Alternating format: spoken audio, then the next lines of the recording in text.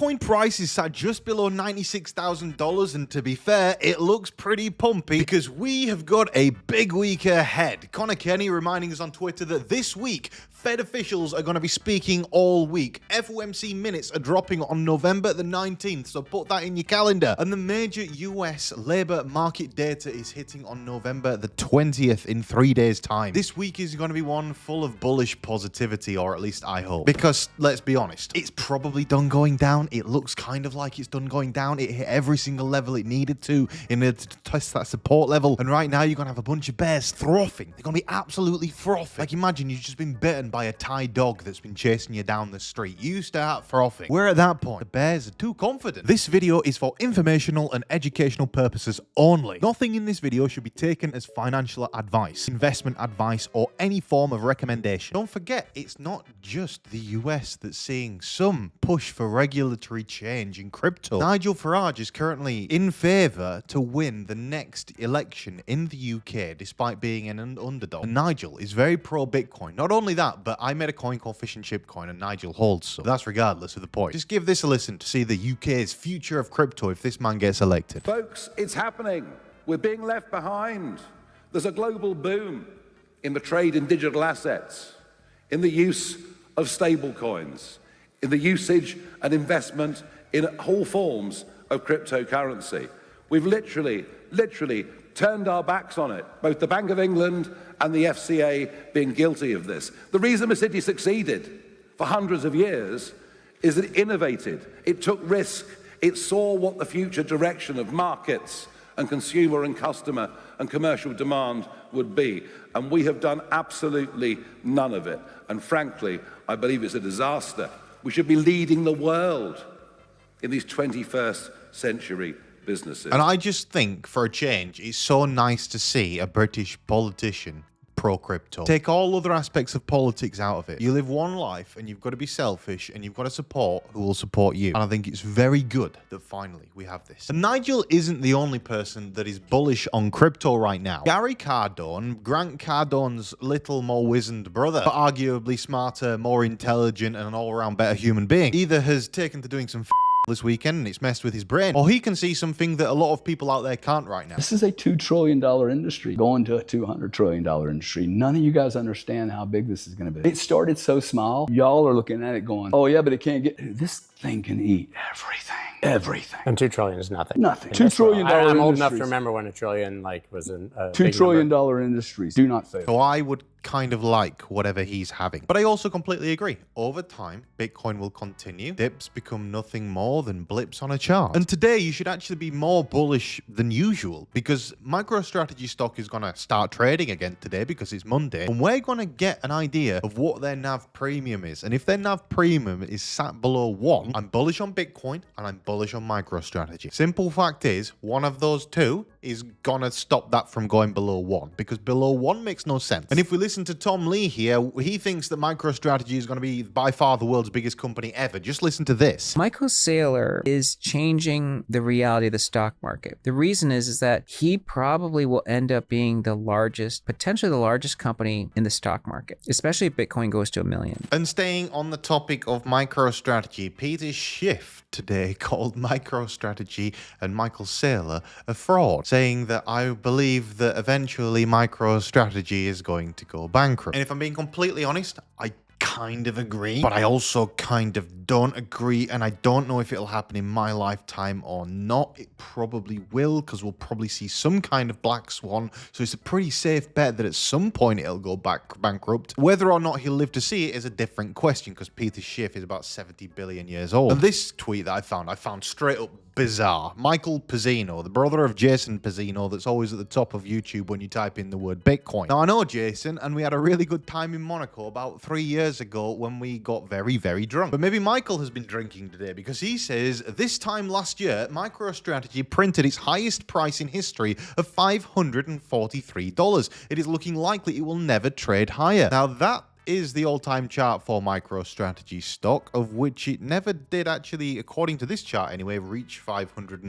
odd. It got to $430 something and is now down solidly 50%. Basically, the NAV premium on MicroStrategy stock disappeared with a 20% collapse in the price of Bitcoin. Either I'm missing something completely here and something has like completely collapsed on the back end of crypto, or everyone like Michael out here is panicking, when in reality the best move generally is no move, do nothing and continue to buy. Do what Queen of Crypto is doing right now, just like altcoin life support. Now in a second we're going to go over and we're going to discuss what's going on with the current price of Bitcoin, Ethereum and Solana. And Rover posted this chart earlier today, which I also thought quite interesting, being that we actually retested the early open last night. We reset a whole year's gains in literally like 2 or 3 weeks is what it feels like. But from my perspective, again, this is an opportunity. It should be treated as nothing but an opportunity, and we are still in the overall uptrend because this chart is not fully zoomed out. Don't forget, every single bull market ever has had 30 to 40% drawdowns in price before then going on to make a new all-time high. It happens every single time. People think it's over and then it continues. Oh, and by the way, something else that I'd like to continue is everyone pressing the like button on my videos. Yes, you heard that right. I would like you to press that button down there, because that button is the only button that you can press that'll make me feel happy. And I would like someone to put a bit of positivity in my life, especially with the markets the way they are. So drop a like and subscribe, especially if you're new. Subscribe, come on. Anyway, before we go on to discuss about what's going to happen to the price of Bitcoin, Ethereum, and Solana, we have more news. This one was an interesting one, an Ethereum ICO wallet. The reason I brought this up is just to show you the potential gains in this industry if you get it right. Someone spent $310 on the Ethereum ICO that's now worth $3.13 million,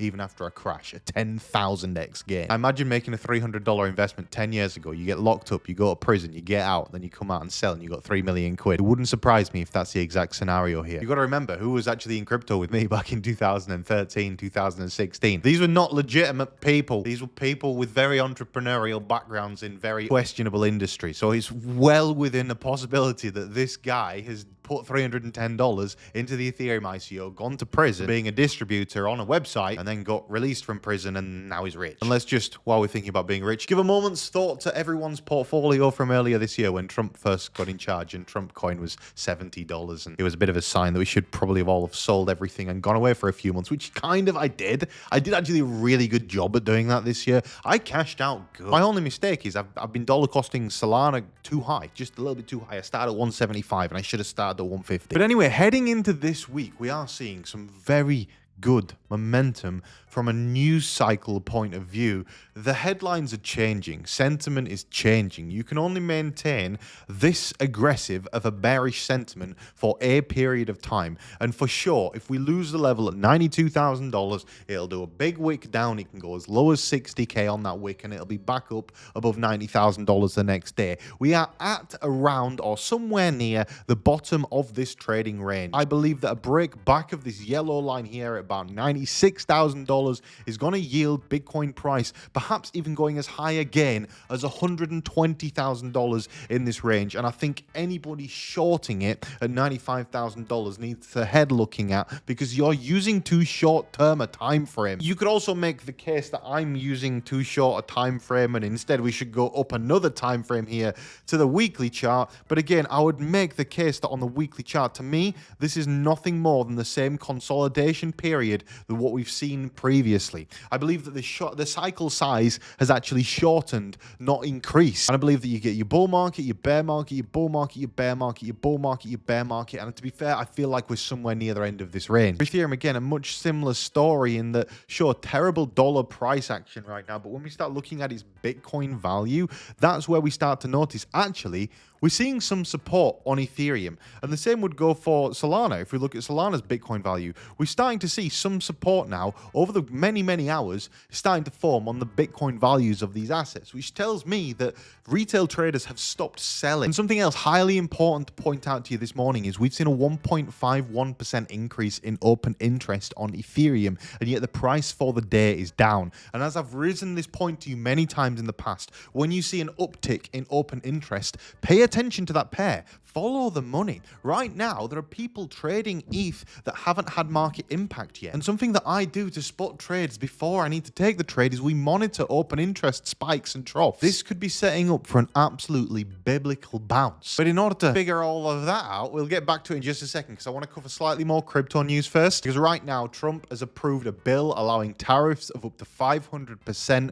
on Russia's trade partners. That would be anybody as part of BRICS. India, China, Brazil, and I don't know what the S stands for. Maybe Saudi Arabia. I don't actually know. But either way, more government income. Now, in other news, Tether is considering a $1.15 billion investment into AI robotics startup Neura. Peter Thiel revealed himself to be the second large famous investor to be dumping Nvidia shares after SoftBank's Masayoshi-san, or whatever they call him, with Peter Thiel exiting 537,000 shares worth $100 million in Q3 of this year. Japan's 10-year bond yield has been spiking to 1.72%, the highest since 2008 global crisis. Now, the reason that this is important is because the Japanese carry trade is no longer possible. Now, the problem is in Japan, previously you could borrow money from the government for basically free, and you were able to buy dollars and earn interest on those dollars. But the problem is the interest generated by those dollars is now less than the price to take the loan on those dollars. So the Japanese carry trade is kind of falling apart right now. Warren Buffett's been making some interesting news in the normal tech world because if you remember recently, Warren Buffett A, has retired. B, he dumped all of his stock in Apple. Now, I think this is in response to the fact that Apple's AI is terrible. Now he's been buying Google shares. Just the other day with Berkshire Hathaway putting in a $4.3 billion stake into Google, the way they got that money was by selling Apple shares, which tells me we should be bullish on Google, maybe not on Apple. Something else that happened today, reported by Coin Bureau over on Twitter, is that US government debt surged during lockdown by $620 billion, which means when the government was shut down, I guess no government oversight meant that the government could also print loads of money, I guess. I don't know how they'd managed to do this. But bearing in mind, that's about 2% inflation on the dollar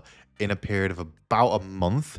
You can probably guess that stimulus, government spending, and some kind of just something's going to happen soon. It's going to be pretty big. Clearly, Trump's getting a pot of money together for something, and it looks kind of like he just wants to confetti it on the market. And then finally, before moving back over to analyze the price of Bitcoin, Ethereum, and Solana, by the way, if you haven't already, drop a like on this video and subscribe to it. We've got our last story here from the person who has the world's legitimately verified highest IQ. As world's highest IQ record holder, I expect Bitcoin is going to $220,000 in the next 45 days. I will use 100% of my Bitcoin profit build churches for Jesus Christ in every nations. Now, I, like you, watched that and I thought, is this guy really meant to be the world's highest IQ? And apparently it actually is the world's highest IQ person. This isn't an AI video. I have no idea how he comes to this conclusion. And the idea of using money to build churches for whatever reason, for clout.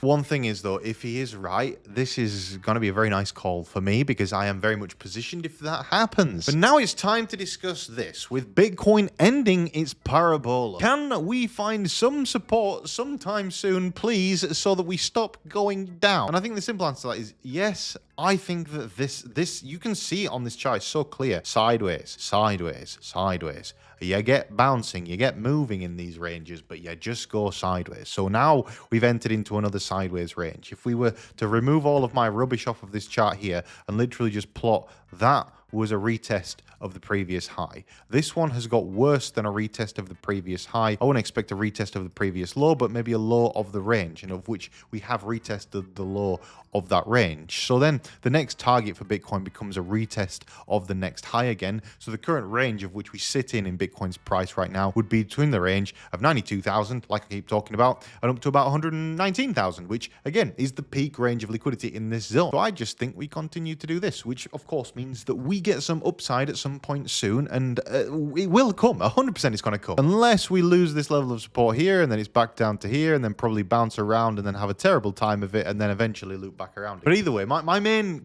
kind of interest right now sits with Solana because I've been buying so much Solana. I want to make sure that Solana Bitcoin is going well. I want to make sure that Solana versus dollars is going well. And well, the dollar chart is not going that well. It's a 141. I've bought a lot of this, like hundreds and hundreds of thousands of dollars, and it's not been going that well. But the thing is, my break-even point is well below a retest of this level. My break-even point is about $150 because of where I initially started to average into Solana. So assuming that we're above $150, which I never really thought we'd go back below it anyway, I think a retest of $170 here seems pretty likely. Whether it be in the short term, I wouldn't place a trade before US market open today. I would wait 2 hours into US market open before I've even placed a trade, which is 10 p.m. Thai time. The reason I'll be waiting 2 hours in is because likely you're going to get this at the start of US market open. And when you get this, you can't make money off this. This is indecision. This is no direction. Don't trade it. Don't attempt to trade it. Wait till we've got solid direction. Wait until we start looking like we're going to peak upwards, and then it'll be time to fire off again. Then it'll be time to print again. And of course, yes, ETH BTC is not looking amazing. It has been dropping value, but it is finding some short-term support here. We look at ETH versus USD, again, dropping value so significantly. There is only a short period of time for which you can actually sustain dropping like this. Let's just look at these heat maps right now. You can see all of this liquidity is now pulled up here on Bitcoin at $107,000. On Ethereum, that liquidity is now pulled up here at $3,672. It is pretty likely that we see some kind of bounce at the start of this week. We might get this at US market open, but it's going to get a lot better. Look at the news. Look around you right now. Look at sentiment. Everyone is a broken person. Don't be broken. Buy the dip. Don't use a lot of leverage, just be sensible. We're already out of the extreme fear zone, which means that we are starting a sentiment change. And if you click on the link in today's video description for WEEX, then you can claim a 50% deposit bonus and up to $30,000 in bonuses. WEEX is a fantastic exchange platform. They also give you discount of 25% on the fees when you use the link in the video description, so check it out.